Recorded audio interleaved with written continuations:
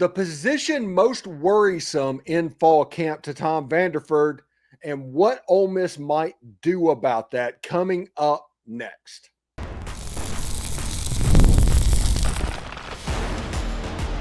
You are Locked On Ole Miss, your daily podcast on the Ole Miss Rebels. Part of the Locked On Podcast Network, your team every day. Welcome to the Locked On Ole Miss podcast. I'm your host, Steven Willis, a 10-year veteran member of the national media with Yahoo Sports and a former Ole Miss staff member.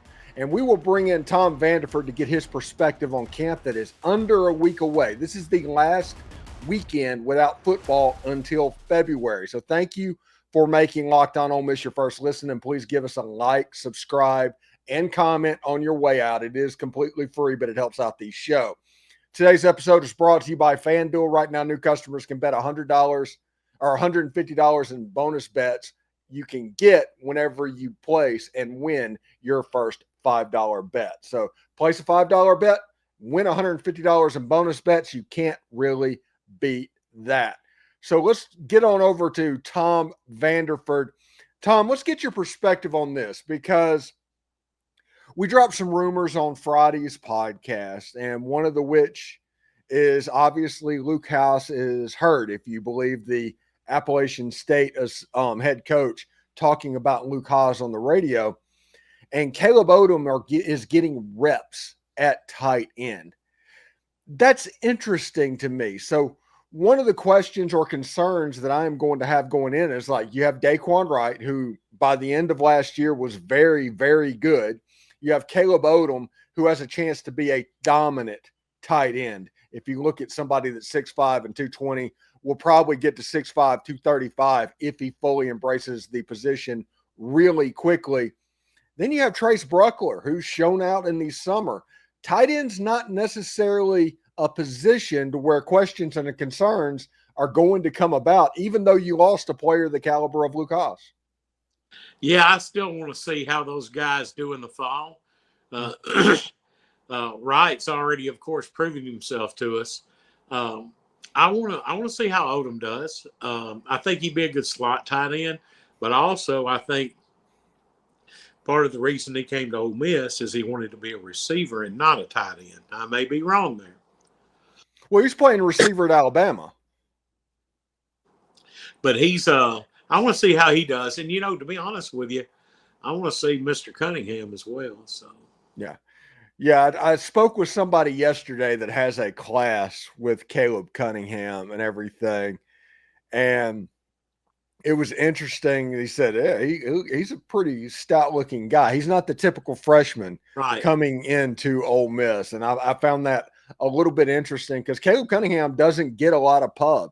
When you look at the wide receiver unit, like on the front page, you have Harrison Wallace III on the thumbnail. He's not a problem or a concern coming into this, but the wide receiver unit kind of is. You have Deshaun Stribling. You have Winston Watkins coming up out of nowhere. You have Caleb Cunningham. You have Deuce Alexander, who is getting a good number of reps as well. You get Hartung that is playing a little bit in the summer as well. The wide receiver pass-catching unit for Austin Simmons, kind of off the chain at the moment. Oh, I agree. I know you've seen it. Everybody has that. Stribling only dropped 3 balls last year. And we all know how Caden Lee is. He didn't drop any. So I'm really looking forward to the receivers, the tight ends. The biggest question I have, though, is it's still the safeties and the offensive line. Yeah, and we will get to that in just a second because those are the two concern pieces. I'm not concerned about the running backs. I'm not concerned about the defensive line or linebackers.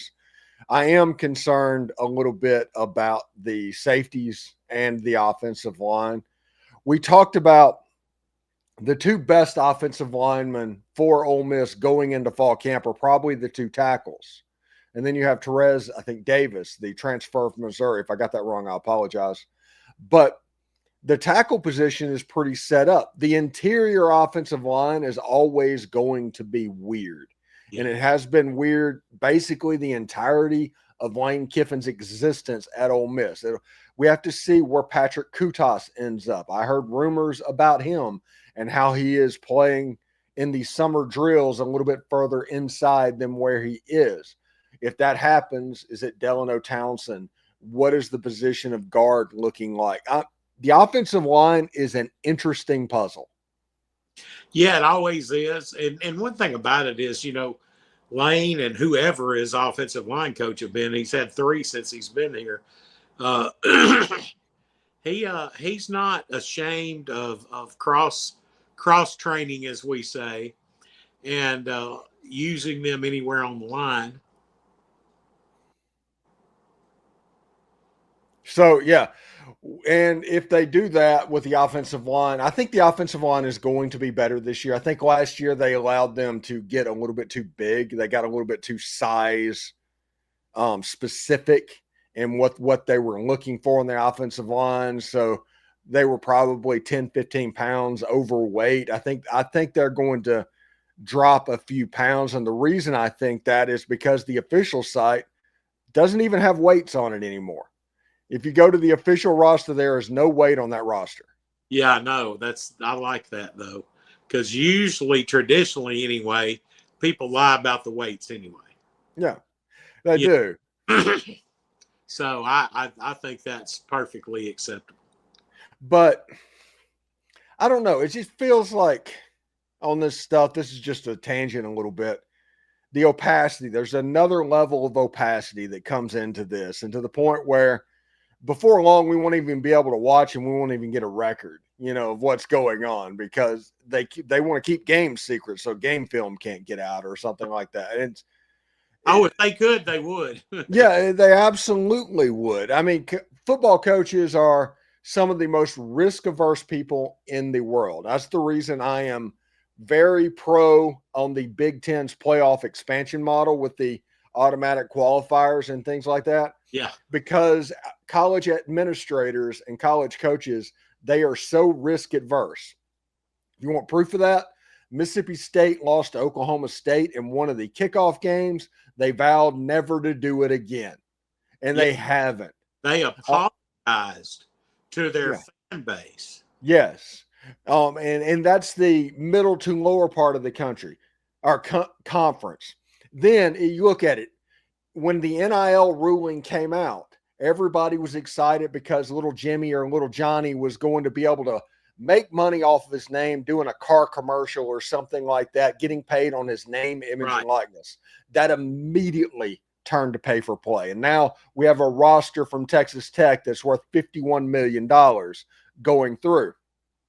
That is the reason I'm all about the Big Ten's playoff plan. Yeah. I like the idea of conference play-in games and 3 games on conference championship Saturday determine who makes the playoff.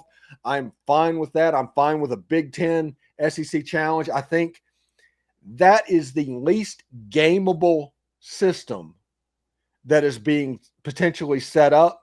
Yeah. And it's also providing the most entertainment for the fans who have been, honestly, if we're going to be real about it, they've been screwed the last 10 years or so. Oh, yeah. Yeah, and I think it would be good for the game.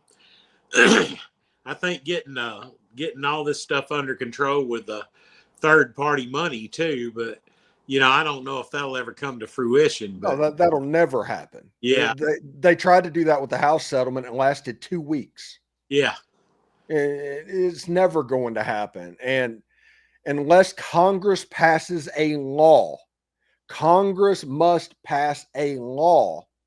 That is the only way this is going to change. Everybody might point to the executive order and all of that. The executive order are guidelines based on the current laws on the book, which that lawsuit has already gone through. So it won't matter for what's going on. So when it comes to that, you need to plan. Walker Jones, Lane Kiffin needs to plan like it's the last couple of years of NIL, because the collectives, the restraints have been taking off, and now they can go flex their muscles a little bit. Exactly. And, I wouldn't want anybody better. I don't think there is anybody better than Keith Carter and Walker Jones and, our coaches. I think we got some really good head coaches. Yes. And when we come back, we'll talk to Tom about the UNC plan to form an exploratory committee to join the SEC. We will talk about all of that in just a second. But right now, I want to tell you about FanDuel. Summer sports are in full swing, and whether you're all about the baseball under the lights, golf on the green, or high-stakes soccer action, FanDuel is the best way to make every game even more exciting. You've already been following the action. Why not make that more thrilling? With FanDuel, you can get back in the game while your friends are getting sunburned at the beach. I've been using FanDuel to track my favorite matchups, and the app keeps it fresh every single day with new daily promotions and fun ways to bet. Right now, my mind totally on August 30th and the Georgia State Panthers playing the Ole Miss Rebels. Ole Miss is currently a 37-point favorite in that game, according to FanDuel. And if you're new to FanDuel, that is no problem. New customers can bet just $5 and get $150 in bonus bet if you win that first $5 bet. So open the FanDuel app today or visit FanDuel.com to get started.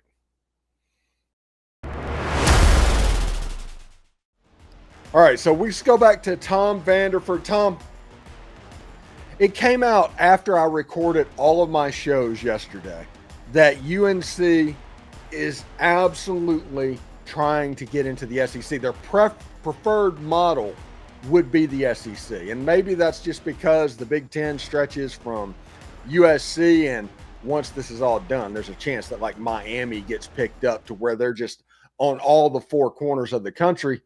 That's not what UNC wants. They want the Southeastern Conference. It is a neighboring state to South Carolina, to Tennessee. And that is not all, Tom. It would be a really cool thing because Virginia was mentioned on this list. Clemson, everybody knows Clemson from them winning national titles in football. We're on this list of coming through this group. And the Georgia Tech Yellow Jackets. And I'll tell you something right now. One of the first videos on this channel that went really big and a lot of people watched was about Georgia Tech not getting into the SEC over what John Heisman did to Johnny Vaught back in the 40s and 50s. We talked all about that. Georgia Tech having to go independent and then the ACC. Georgia Tech has paid for this, and if they come back into the SEC, that's just a returning home. That's a warm blanket, and I would be all in favor of that.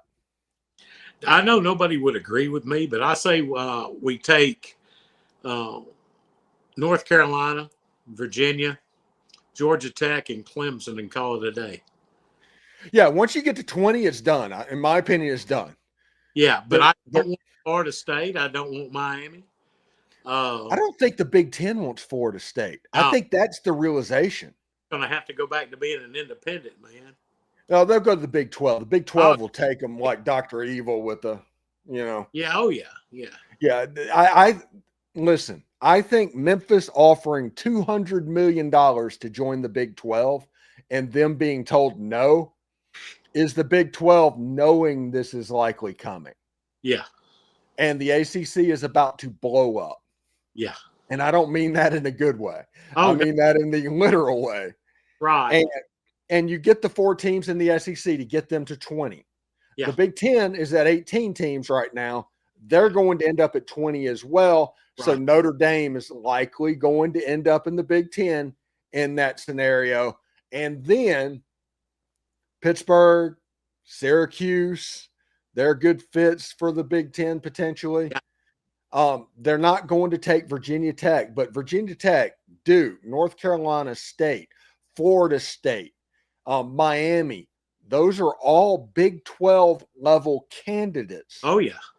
To where you're living in the world of super conferences now if all of this happens with a 20-team Big Ten, a 20-team SEC, and likely a 24, 26-team Big 12. Yep.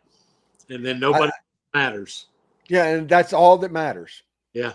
At that point, the G5 should break away and form their own playoff, their own division. Yep, I agree. To where the Boise's and the Southern Misses and the Georgia Southerns and the Coastal Carolinas have an opportunity to play for their own national championship. I agree. It's I think this is a natural progression. Whenever I looked at that and it's like UNC, Virginia, Georgia Tech, and Clemson, I was like, okay, this sounds real. This really sounds real, because that sounds like something the SEC would do. The SEC doesn't want Duke, because Duke is just basketball, and you literally get that by getting the State University in North Carolina. You only want one school if you can get it in North Carolina. Clemson comes in because Clemson and the SEC just fits. It fits like a glove, honestly. Virginia gets in because of their relationship with North Carolina. They're boys. They always have been. And then you get Georgia Tech, like I said, that warm blanket coming back into Atlanta, to where they spent years and years in the Southeastern Conference, got upset over a scholarship situation and a cheap shot in a Georgia Tech Alabama game, which, by the way, that game is coming back in a couple of years, to where Georgia Tech and Alabama is going to play. There's a line in Alabama's fight song that says, "Send those yellow jackets to a watery grave." So it'll be nice that those two are playing. But that game that kind of started everything and sent everything down the slope, that's coming back as well. I'm excited about the potential of Georgia Tech. I know that everybody's talking about TV markets. It's not cable anymore. It's not to where you just are trying to get the state, where one team in that state or two teams in that state, you're going to get that state regardless. Right. Cable doesn't really exist anymore. Over-the-air broadcasting doesn't really exist anymore. Last month or the month before was the first time ever that streaming was viewed more times than television and cable. They want brands. That is the reason you take a Clemson with a South Carolina. That's the reason you take a Virginia. That's the reason you take a North Carolina. And it's the reason you take a Georgia Tech over the streaming.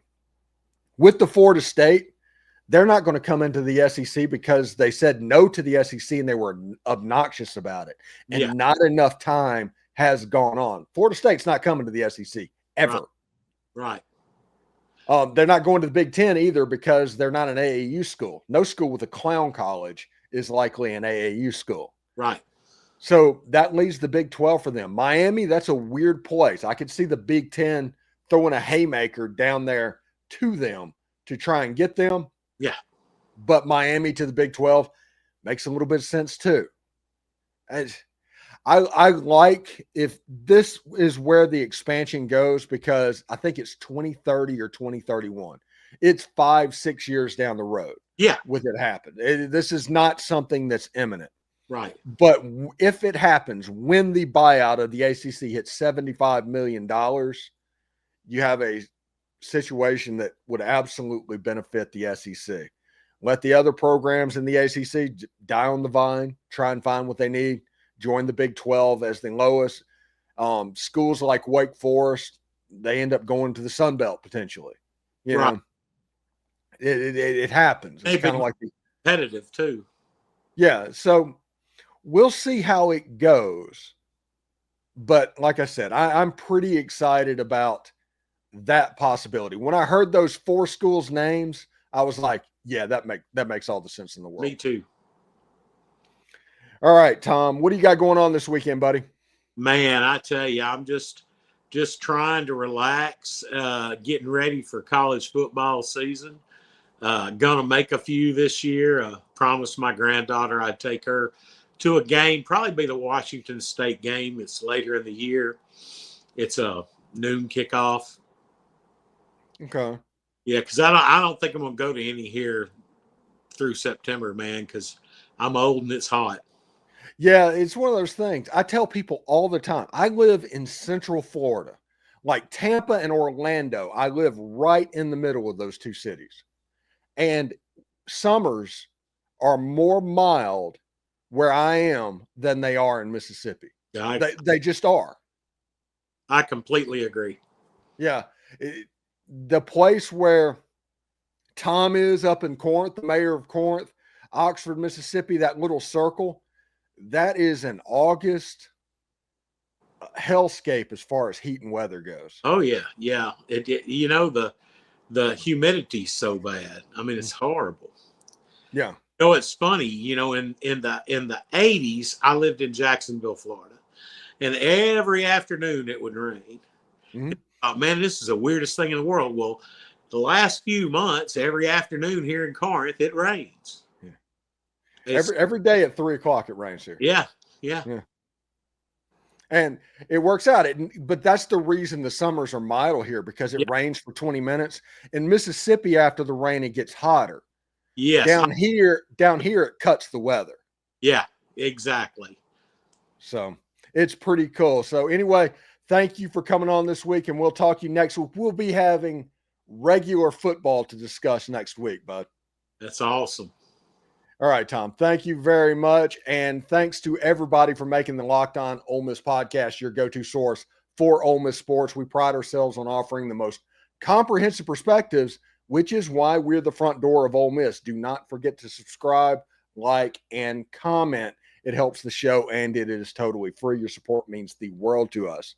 Don't forget to check out your second listen, The Portal Show. Brian Smith has the latest rumors, portal entries, and signings. Be the most informed fan on the rapid changes in college football's landscape.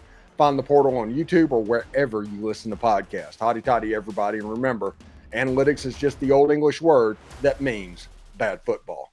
We'll see you tomorrow.